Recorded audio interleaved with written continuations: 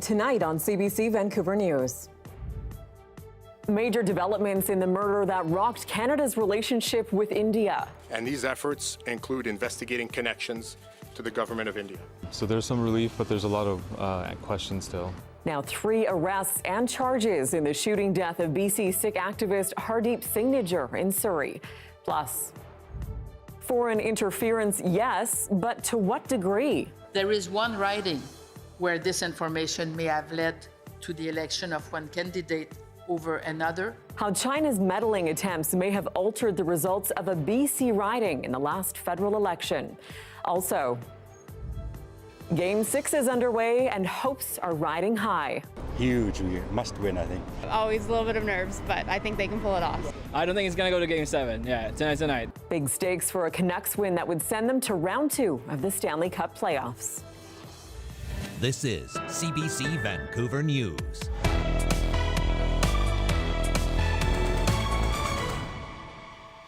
Hello, I'm Tanya Fletcher. Thanks for joining us. We begin with major developments in a murder case in BC that wound up triggering a diplomatic rift between Canada and India. Today, police have arrested 3 men in the shooting death of Hardeep Singh Nijjar, gunned down outside his Gurdwara in Surrey last June. As the CBC's Kate McKenna reports, there are now more allegations surfacing of more assassinations on Canadian soil. Today we are here to announce significant developments about the investigation into the murder of Hardeep Singh Nijjar.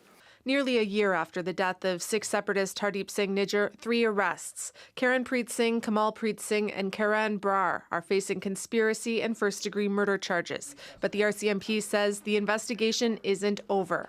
There are separate and distinct investigations ongoing into these matters, certainly not limited to the involvement of the people arrested today.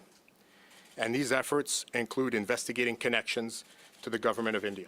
The 45-year-old man was shot dead last June. Sources tell CBC News the men arrested today were part of an alleged hit squad. They're all Indian nationals. At least 2 came to Canada on student visas. Sources say police are also investigating possible links to 3 other killings on Canadian soil. His family and associates were told this morning. They're a bit relieved, and as in that there's some progress made and some arrests made at this moment. It's very emotional as well, losing your father in a violent way that they did, and losing your husband or your son for their elderly parents. So there's some relief, but there's a lot of questions still. Many of those questions around India's involvement. Mr. Speaker, today I'm rising to inform the House of an extremely serious matter. Last September, Prime Minister Justin Trudeau made international news when he accused India of being involved in the assassination. Over the past number of weeks, Canadian security agencies have been actively pursuing credible allegations of a potential link between agents of the government of India and the killing of a Canadian citizen, Hardeep Singh Nijjar. The Indian government has denied it ordered extrajudicial killings. The country's foreign minister has called the allegation absurd. Kate McKenna, CBC News, Ottawa. Those developments today have sparked strong reaction here in BC. As Belpuri is finding out, many are relieved with news of the arrests and charges, but say there are still many questions left unanswered. News of arrests in the killing of Hardeep Singh Nijjar spread quickly. I feel so it's a good thing. It's a great achievement. For some, it was a sense of relief. Ultimately, when these kinds of events take place, rumors take hold in the community, and we need some sense of clarity, and this is hopefully the beginning of that clarity. To that end, the arrests present few answers, yet raise many questions about the assassination of the Sikh separatists. But who ordered it? Where does this kind of connect back to India? Who was involved? Whether that's the Indian consulates here or the High Commission.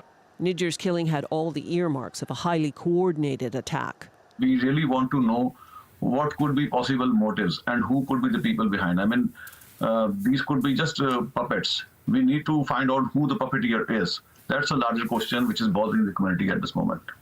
Supporters of Nijjar's stance for an independent Sikh state in India reiterated calls for a public inquiry into his murder.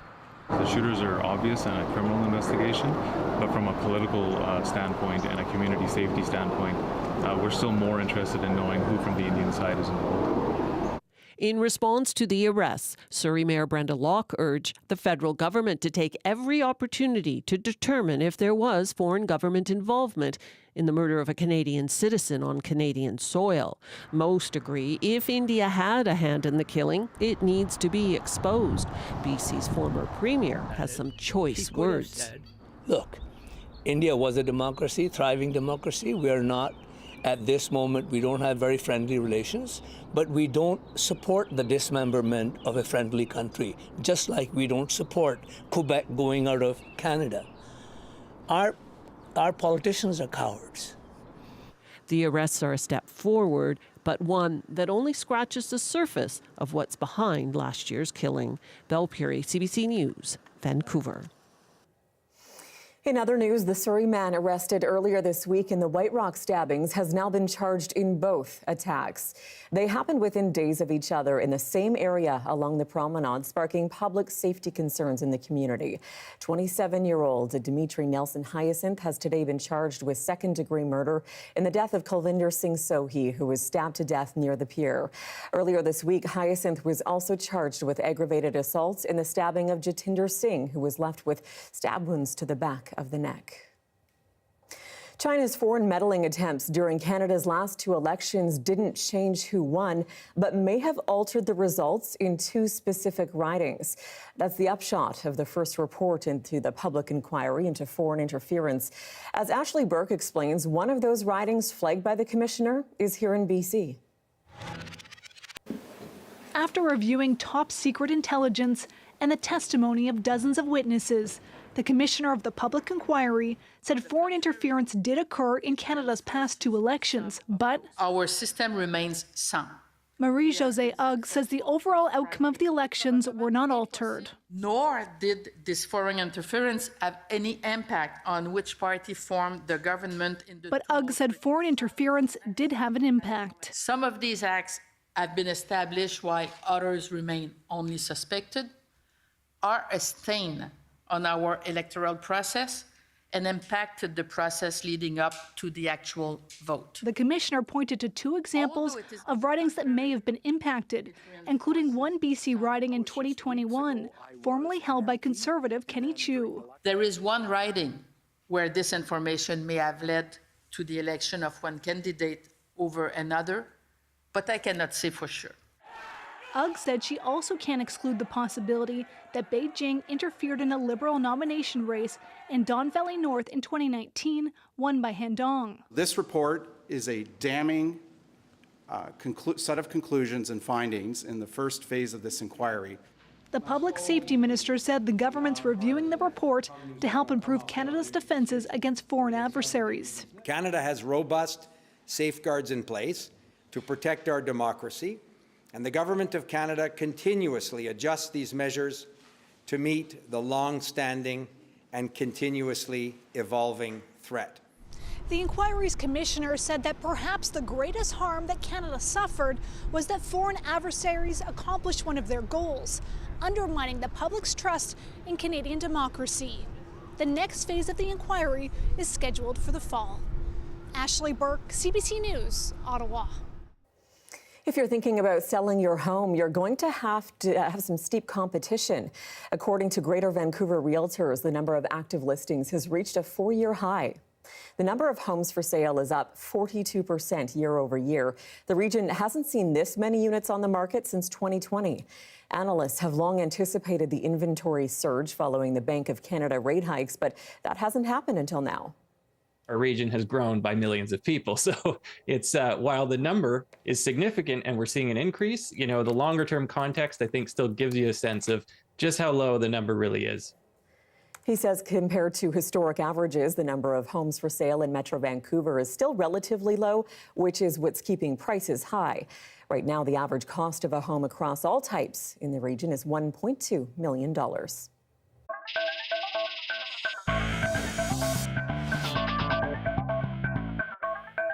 A high-stakes Game 6 is underway right now in Nashville as the Vancouver Canucks try again to clinch the first round of the playoffs. Our John Hernandez is standing by at Rogers Arena for the viewing party there alongside thousands of fans. And John, looks like a sea of white towels behind you as well. So we're just about to start the third period, looks like. Second intermission's over. What's the mood like right now? Yeah, it's pretty electric in here. There's a lot of excitement, also a lot of tension. People are at the edge of their seats right now. It's 0-0 in the third period, so you get the sense that it's one goal that's going to make the difference here. And every time there's a close shot, you can hear this crowd just erupt, wave their flags. Fans have been nervous and excited all week and all day. Earlier today, I caught up with a number of fans who were headed to this event today. Came from the Sunshine Coast to go to the watch party. I'm very excited. I'm hoping we end it in 6. Huge. We must win, I think. I don't think it's going to go to Game 7. Yeah, tonight's the night. The boys do really well on the road anyway, so. Yeah, always a little bit of nerves, but I think they can pull it off. Go Canucks, go! Go Canucks, go Canucks! Go! We mentioned what a high-stakes game this is. Remind us what happens if the Canucks win tonight. Yeah, Tanya, a lot on the line. If the Canucks win tonight, they'll advance to the second round of the Stanley Cup playoffs, something they haven't done since 2020. And in fact, Rogers Arena hasn't hosted a second round of the Stanley Cup playoffs since 2011. That's when the Vancouver Canucks went on their big Stanley Cup run. So a lot at stake tonight. If they lose, we go to a Game 7. That will be held here at Rogers Arena. And even though that means fans will get another home game, I think everybody in this arena would prefer the score to be settled tonight. Tanya. Yeah, no doubt. We'll see if they can pull it off. Thank you, John. We'll check back again with him at the end of the game. That's John Hernandez live at Rogers Arena tonight. Well, as the Canucks play a possible first-round clinching Game 6 right now, some fans have been getting creative in how they're showing their support. One manager brought the playoff spirit to a Save on Foods in Kelowna using soda cans. This is my goal. He's about 15 feet tall. I've had this plan for about 6 years now. I wanted to build this. Now the Canucks finally have a good chance to win, so I wanted to bring him out. What do you think of that? How do you even stay like that? Like, how do you even make it? I started with a grid paper, then count all the boxes, and then my Pepsi guy or Coke guy will give me all the boxes, and then we got to assemble them all. We set them up at nighttime when there's nobody in the store, so there's no one around to get hurt or nothing, so it's easy to, be able to build it. Coming to work, you never know what you're going to see when you come in the morning. We're pretty excited about our extra up and above displays. It makes us a little different than our competitors to add a little excitement to our customers' experience. There has been quite a few fans coming in and taking snapshots of that for sure, and that creates that excitement as well around the game time. So yeah, it's worth the while to see their faces. I'm a big hockey fan, love the Canucks. Been to a lot of games, so it's good to see them winning. Display will stay up as long as they keep winning, so I hope they keep display up. Well, still ahead with this taste of summer-like weather this week, you might be thinking of hitting the water. After the break, we hit the water with some boating safety tips. That's next. Stay with us.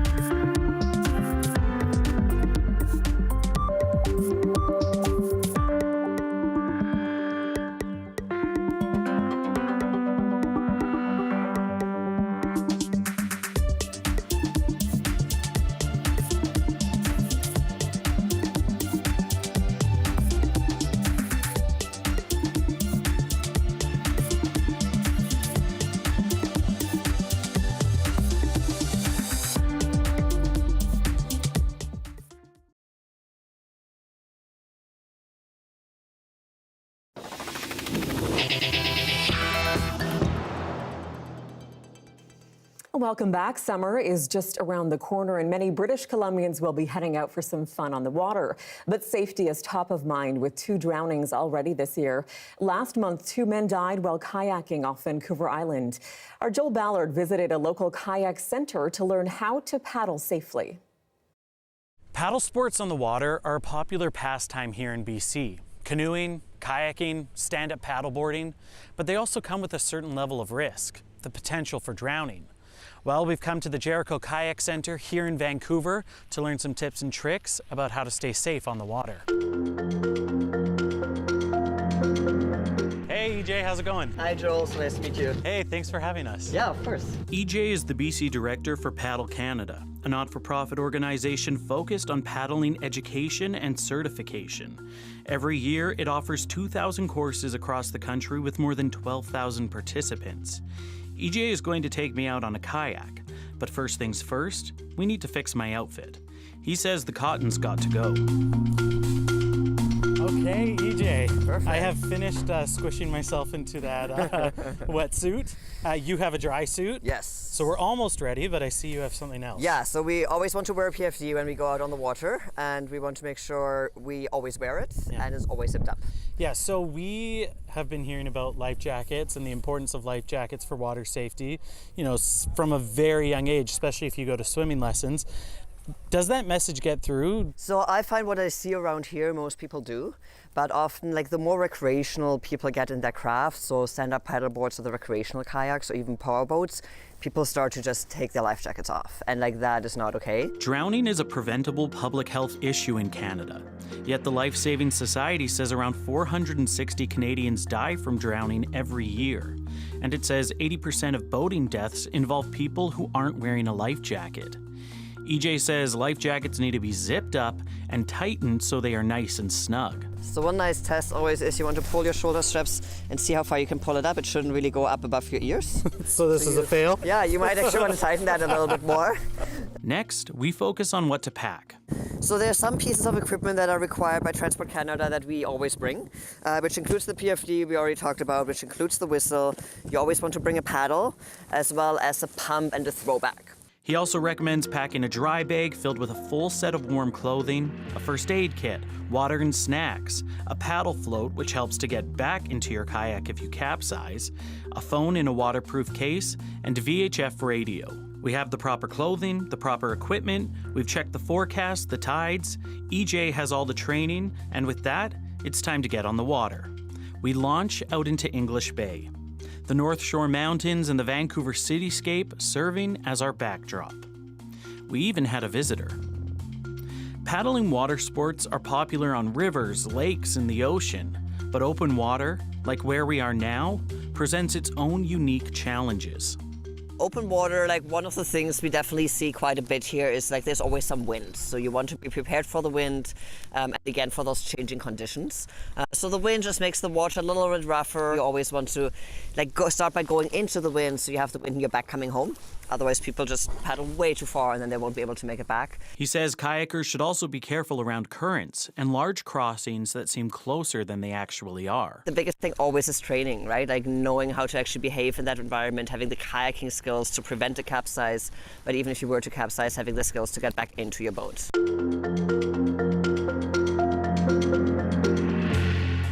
Okay, so EJ, for anyone who wants to take up kayaking, but they might see it as a little daunting or even a little scary, what advice would you give them? Yeah, I mean, honestly, just like take a lesson, right? Like learn from instructors, learn from those who know what they're doing, and then they can teach you to kind of like get started and paddle in the conditions that are basically right for your skill level. Surrounded with so much beauty and with such easy access, it's hard not to be tempted to BC's waters. And by being prepared, experts like EJ say they can be safely enjoyed time and time again. Joel Ballard, CBC News, Vancouver. Well, it's Fun Fact Friday. After the break, our Darius Madavi will tell us why some planets from the Star Wars franchise are more than fiction. I'll look ahead to May the 4th, coming up next.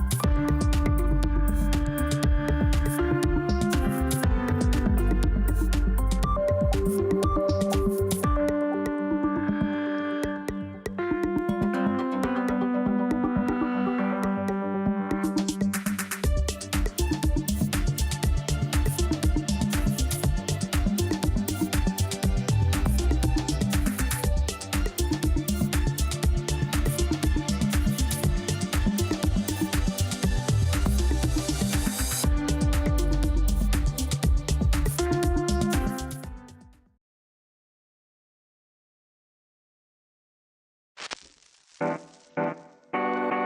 I know when I really like a song, if within the first 3 seconds, I'm already vibing to it. Hey, I'm Rohith Joseph. Vibin' is the new show all about discovering great new songs and fresh artists from across BC and beyond. It's not one person dictating what good music is, it's the community sharing what good music is. Stream Vibin' on CBC Listen. A 5-month open fire ban covering much of the province's southern interior is now in effect. It's a ban on Category 3 fires in the Kamloops Fire Centre, and it'll be in effect until October.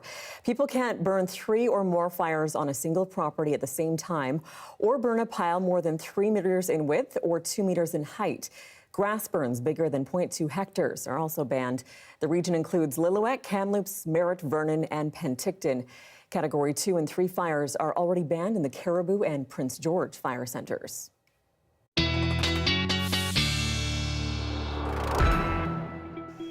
Let's bring in our Darius Madavi for a look at the weather. And Darius, we certainly felt that warmth today, but just as you predicted, those clouds have rolled in. Yeah, and they'll be here for a little while, but we do have another sunny stretch ahead. So let's get into it. The next notable thing that's going to happen is this rain that's currently affecting the island and maybe a little bit of the lower mainland later tonight. We're going to see that roll off. The next major rainstorm doesn't come until Sunday. Maybe a few scattered showers popping up in some places on Saturday, but mostly dry. Next system rolls in on Sunday, affecting much more of the coast, including us here in Vancouver, although it may not arrive until later in the morning or even the afternoon for Vancouver, which means if you're running the marathon, you might be dry. Fingers crossed.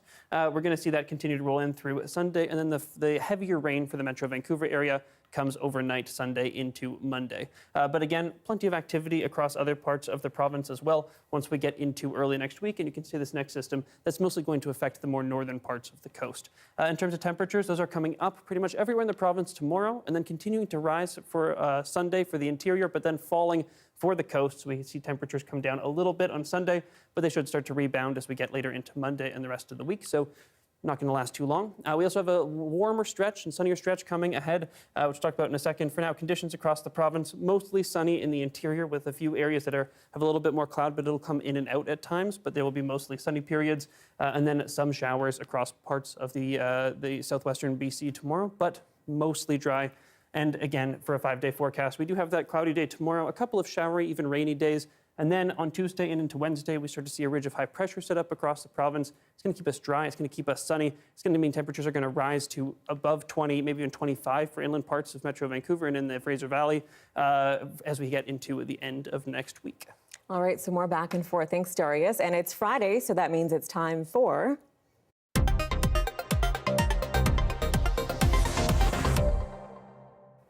And in this edition, tomorrow is May the 4th. Yes, so Darius, this Fun Fact Friday, you're here to tell us that some planets from Star Wars are not entirely fiction. No, or at least the idea of those planets isn't necessarily fictional, because pretty much all of the planets in Star Wars have an analog right here in the Milky Way. For instance, Tatooine with its dual suns seems like science fiction, but over half of planets in our galaxy are estimated to orbit 2-star systems, binary star systems, so plenty of planets that meet that criteria.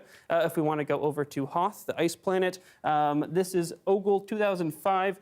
BLG 390, catchy name. Scientists have nicknamed it Hoth because it is so cold on the surface, minus 220 degrees Celsius, so you're not going to be keeping yourself safe just wrapped in a tauntaun there. In terms of the forest moon of Endor, we've got lots of planets that we're looking at exomoons here. Scientists are very excited about the prospect of finding habitable worlds like that. And lastly, spoilers, very exciting lightsaber battle. Tons of lava-covered planets for you. You can see the similarities right there. Thanks, Darius. Thank you. That is your news for this Friday, May 3rd. For news anytime, anywhere, download the free CBC News app. You can always find us online at cbc.ca/BC. Our next local news is right here at 11 o'clock after the National. Thanks for being with us. Good night. Good night.